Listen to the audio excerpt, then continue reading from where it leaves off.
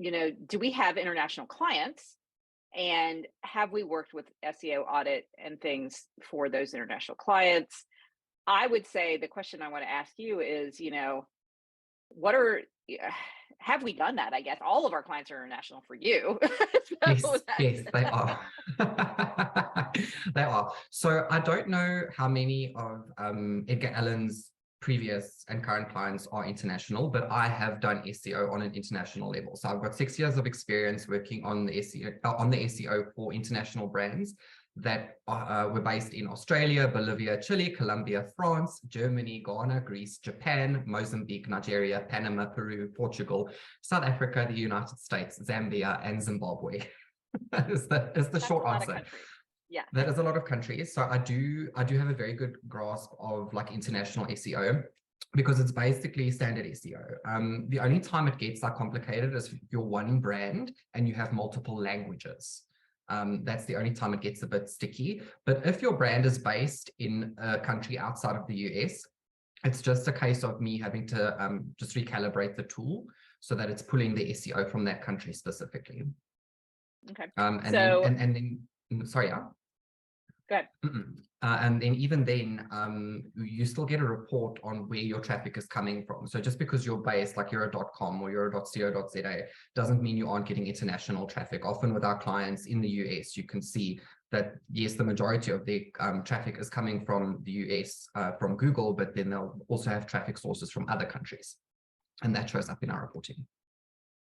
So are there any, other than, you said recalibrate the tool, are there any best practices that you would want to mention for working with an international client and SEO? I would imagine keyword searching is a little bit different, especially if there are multiple languages.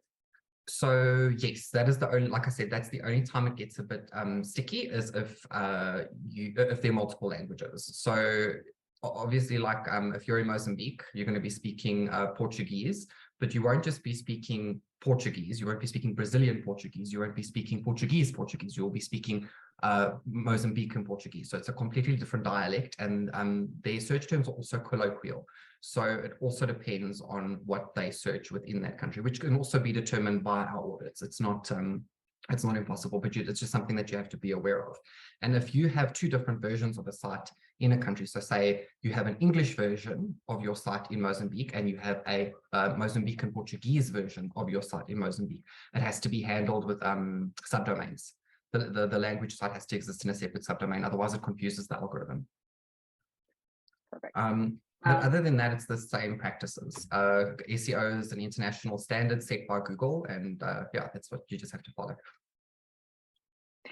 Anything else we want to add? That was a pretty straightforward answer. That is pretty much it. And like our services are wide as far as like the SEO goes. Like in this document that I've laid out, like obviously we do the audit, and I've listed out everything that entails, from like overall performance on Google, top ranking pages, top performing keywords, backlink profiles, SEO recommendations and strategy, which is also something that we provide.